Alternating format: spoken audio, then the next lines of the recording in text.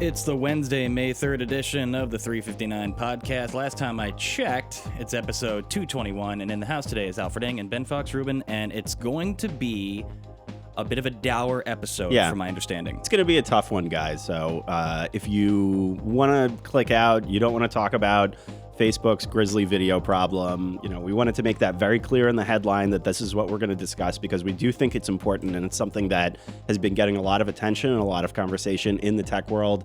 I realize that we do talk a lot about gadgets, devices, newest, fun technologies, that kind of thing a lot on the podcast. But today, we do want to focus on this more serious issue about murders and suicides that do get posted on Facebook and Facebook Live. But to lighten up the episode a little bit more, later on we will talk about Apple's earnings, which were also reported on last night. Yes. You want to throw something in? Well, I'm saying if for everyone that loves to make fun of Apple in our chats, yes, which they love doing. You can still do that, but you will get also it will happen. But murder talk. We gotta be serious for a bit. Yeah. All right, let's do it. So on that note, we'll be back. We look forward to discussing with you this rather serious topic, a little out of character for us, but hey, once in a while, you got to get real. So here we go. We're going to record the podcast. Be back. See you in the chat. Send in your comments and questions in 3 minutes and 59 seconds from 3, 2.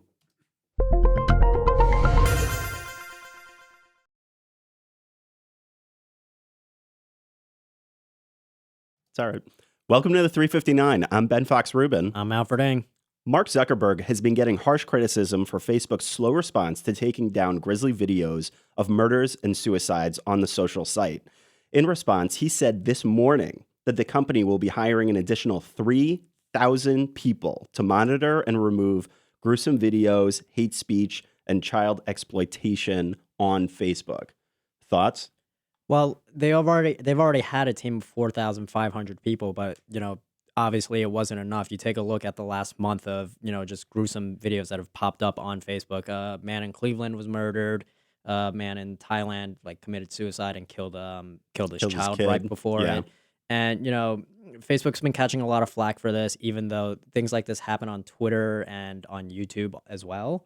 Right. But the issue is, with Facebook, they've got 1.1 billion users, and when you have that kind of space, and it's being broadcasted live, it gives people a platform. They're attracted to this kind of thing where, they get an audience like this. Well, not only that, too, but I think that in certain instances, YouTube has been better at taking down some of these videos, whereas Facebook was seen as being a little too slow to respond, which is why I think that they probably decided to beef up their operations and hire this many more people.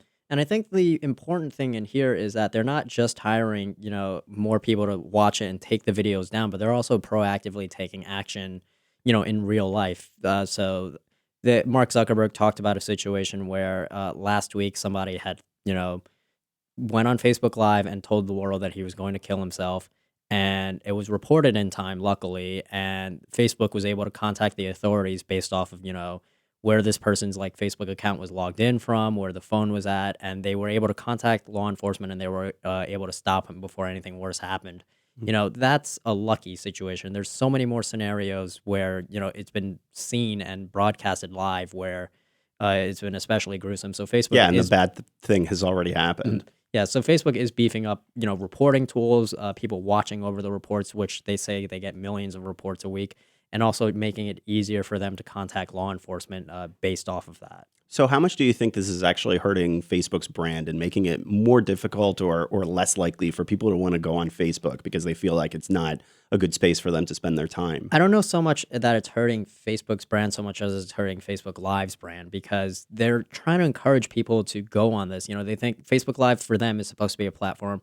Oh, watch this watermelon explode, or watch The Rock, roast Kevin Hart for some reason. And now it's becoming this thing where it's I don't want to go on this because I don't want to randomly stumble across, something really nasty. Yeah. Yeah. All right. Next up, lighten it up a little bit to end the show. The iPhone 7 is helping Apple rebound its iPhone sales after it saw weaker demand last year. For its latest quarterly earnings reported last night, Apple reported stronger results thanks to more people buying the pricier iPhone 7 Plus. I mean, all of us are still really interested in what's going to happen in September. So does this really matter, or are we going to hold our breath until then? I will say, I hope that this doesn't make it kind of like a set a trend for Apple where it's, oh, well, we can just make our phones more expensive and people will still buy them and will still make more money and sell less phones because That's they, exactly what happened. yeah, that's exactly what happened. And I hope it doesn't lead to a future trend where all these phones are just getting more expensive because, if they can sell less and make more money, like, wouldn't that make way more sense just to keep doing that? I think that might be what's going to end up happening. I mean, like there are rumors that they're going to create this like super top high end anniversary edition phone in September that could be like $1,000. I mean, I just hope that they still have a low market phone because I personally hate that, like, when companies do that. Great. Well, that's about it. If you want to read more about these stories, check us out on CNET. I'm Ben Fox Rubin. I'm Alfred Ng. Thanks for listening.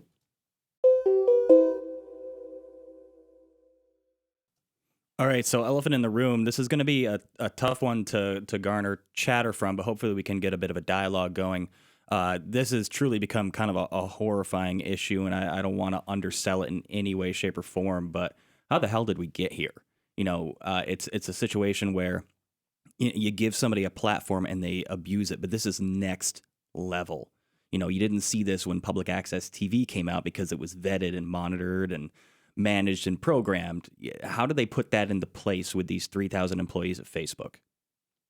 That's a really good question. I think Alfred pointed to the fact that when you have a platform that's this big, it just results in people wanting to broadcast this kind of stuff, unfortunately. I mean, and on top of that, there are, it's close to 2 billion people, I think, that go on Facebook monthly, which it just means that even if you get 0.001% of the videos that get posted on there being these types of grisly videos, well, it's going to happen. And it's also going to garner a lot of attention when it does happen because it's like shocking. It's unavoidable to see this stuff. The thing is with a lot of criminals is that they aim for notoriety where they want to be, the next like big name kind of thing. So with the situation in Cleveland, I mean, even when he was broadcasting it live, he was kind of advertising for the next one where he was saying, I'm going to keep killing and broadcasting it live.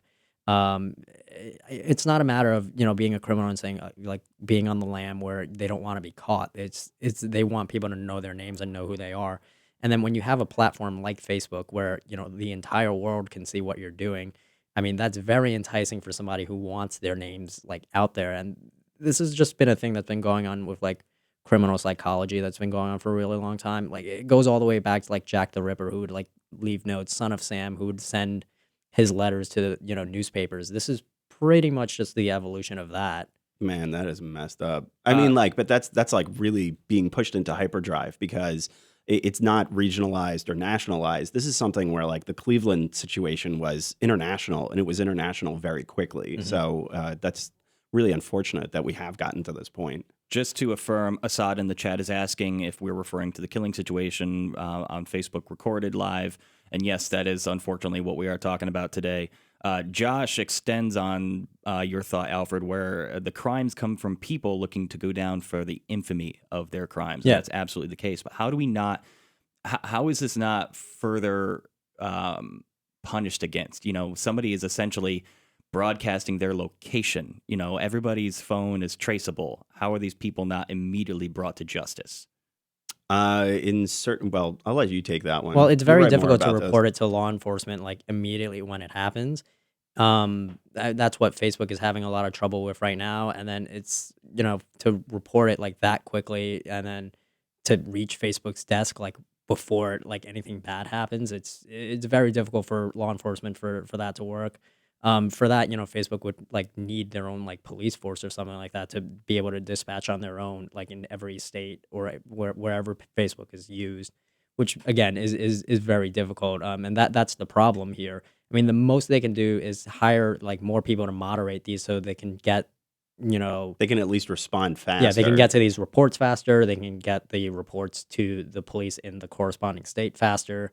But the unfortunate issue as far as like punishment goes, like most of the times people don't get arrested for this. Like in the case of the Cleveland guy, while police were like searching for him, he ended up just like killing himself in a standoff. Right. The situation in Thailand was similar where that was a murder-suicide. So it's really like notoriety. Or and like then, any of these sick people who go in and shoot up a school. Not to sound so crass, they're not looking to get out the other side. Yeah, unfortunately, which means that like when you have a platform like this, it's a way for them as we've been talking about, you get the immediacy of that notoriety, and you're not really looking to get away, you know? Yeah, that's what happened 2 years ago in Virginia too, but this one was on Periscope instead, Right. where the two reporters were shot live on air. Oh, yeah. Both when they were live on TV and his own like Periscope. Right. Yeah. Man, that was a tough one, too. I mean, let's not pretend that there aren't always going to be sick people out there doing sick things. It's just disturbing how easy that it becomes part of our front page anymore. Yeah. Well, I think what's interesting or unfortunate about it is that Zuckerberg and the other Facebook folks go and they present concepts like Facebook Live as like, isn't this fun? Isn't this interesting? And it like, when was it introduced? Just last year? No, And it was we've- like longer than that, probably like 2 years ago. So Love either the way, beta, we're still very much in the early days of this, and it's already like turned into a pretty unfortunate Pandora's box. I've certainly wondered like, would they ever get rid of Facebook Live? I really don't see that as a possibility. It's not, let's be honest here. It's not Facebook's fault. It's simply as long as there is an avenue for someone to broadcast, and there always will be from this point on forward till forever and ever. It's not Facebook's fault. If Twitter beat them to the live video thing, it'd be Twitter's problem. And like you said, Periscope. I mean, hell, live stream, there's 1,000 different platforms out there this could be happening on. Of course, the volume is there due to the sheer size of Facebook. Mhm. And that's all it really whittles down to. Right. So are they also, on top of the monitoring, I also do wonder if they're going to try to create a few more hoops for folks to jump through if they actually do want to go live. Like, Well, I know. That's the thing. The smart thing to do would to be basically be able to monitor it on Facebook Live before it's broadcasted. But then one, that's not exactly live anymore, And it two, defeats the purpose. and two, everyone can lie on that. It's not like somebody's going to fill out like some kind of form saying what they're going on for, and then Right. Facebook will be, oh no, that's not. Like, Perhaps there should just simply be more restrictions as far as what accounts are allowed to broadcast live. Maybe just the average user, especially something like perhaps a throwaway account that could be created just for instances like this. There needs to be some kind of a more intensive verification process. Unless you Right. got that blue check. yeah, might be but out then of that luck. goes into that digs into a deeper issue of basically like censorship on Facebook's end. There's a lot of scenarios where there's like police brutality Absolutely. going on that like it gets outed on Facebook Live. And then in one scenario, I can't remember like where exactly it happened, but I know it happened last July where a man was shot by a police officer, and it was on Facebook Live, and then Facebook took it down, and everyone rallied against Facebook, saying like, "Why are you censoring this?" Kind of like, and it fit the bill for all the They- other they situations. actually Somebody put it died. back. It's brutality. Yeah, but like, no matter how you spin it, yes, who really needs to? But a man- do you need to see it? That's a It was legitimate actually question. it was in that particular case that was deemed as newsworthy, and I Yeah. think Facebook did actually end up putting that back on. they did. So I mean, like, but that really just presents how complicated this Yeah. is where literally a shooting or a killing isn't the baseline, where you say if it's a shooting or a killing, it should never go on Facebook. Apparently not. So that just shows how hard and how complicated the problem is for Facebook, or as you said, Twitter, Google, with YouTube, any of these guys. And even it is th- true. That's even- certainly not a question I would want Yeah. to have to answer. Mhm. And I even mean- even things that aren't like as gruesome as like a suicide or a murder. Like there was a video last year, this mother like basically beating her teen daughter like on Facebook Live as like a punishment. Yep. And she did it on the girl's account, so all her friends saw it, which like Wow. is just multiple levels of Ugh. abuse.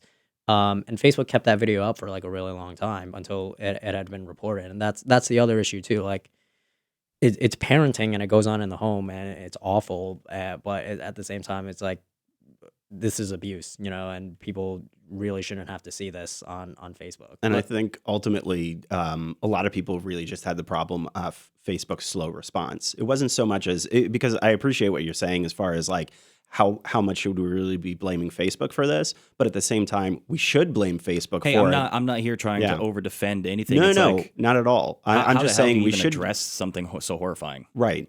My argument is we should blame them if they're not responding to it appropriately. They're too slow to respond to it. And Zuckerberg has obviously shown the point that we don't have enough resources. That's why we're going to hire an additional 3,000 people. And Right. The problem with this is, unlike videos that are already just normally uploaded to Facebook or photos that are normally uploaded to Facebook, can't do algorithms that scrub like videos while they're live and being broadcasted. Like they have, bots that can track down like any kind of like child pornography or like graphic images that if they see if the bot spots it, it'll automatically like take it down. Yeah. But they can't do that for live, so that's why they need to hire like all these like thousands of more people. Right. It's just sad that we've gotten to this point. And for the record, I do applaud Facebook for this effort. We'll have to come back and readdress the question whether this will be enough and how it will actually pan out in the long run. But let's jump into the chat because we're getting some really good feedback. Scott points out that no matter what platform, unfortunately, this will happen, but surely Facebook has rolled this out quick. Surely they should have rolled out Facebook Live country by country and scaled up slowly. That's a fair argument that maybe this should have It's a had great point. a better trial process to kind of see where people abuse Yeah, it. their original trial process was we're only giving it to select celebrities. That like The Rock was like one of the first people on it, and they did it from a red carpet. Then their second stage was we're only giving it to verified users, so journalists, all these people could use it. And then it's going to be available to everybody, which makes no sense because you can't get a gauge of the public by we're only giving it to news organizations and celebrities because they're not gonna they don't have the same mindset that the entire world has. Totally. It makes no sense to have that like kind of roll out. Yeah. Yeah. Just to be fair though, let's be honest and take a bit of a light air on this for a second. Most people suck at it. Yeah. At Facebook Live? Yeah, live Yeah, video. I mean, that is a very good point that we're talking about. Present company possibly included. But we are talking about an extremely small percentage, like an infinite, like a really, really tiny percentage of the actual Facebook Live videos. But, if there, it's creating a problem regardless. Like, obviously, one or two of these is too much. Yeah. Well, this is the problem with like live in general. I don't see the internet's like insatiable demand and like why they want everything to be live currently. It just doesn't make that much sense to me. It's just a trend right now. Yes. Remember, just even a couple of years ago, live was almost a dirty word. Everybody wanted on demand, and now live has become kind of fun again. Right. And now we've already ruined it. Because it's Unfortunately. you like it's very hard to moderate things that are going on live. Like even like professional like teams on like Saturday Night Live or like during the Grammys or anything like that. If something goes wrong, like that's it. Like you can't do anything to kind of take that back. So giving that kind of ability for everyone to broadcast is weird. It's very short sighted on Facebook's end to do something like this, where we have all these billions of people that are using it that anybody can see at any time, and we're going live with it. What could possibly go wrong? Yep. I just like the comment from Yahoo who says, you can't blame the internet for all things people are doing. And expanding on that, don't worry comments. Are the gun manufacturers at fault for a shooter? No, but they do have major regulations. And that's an excellent point to bring up.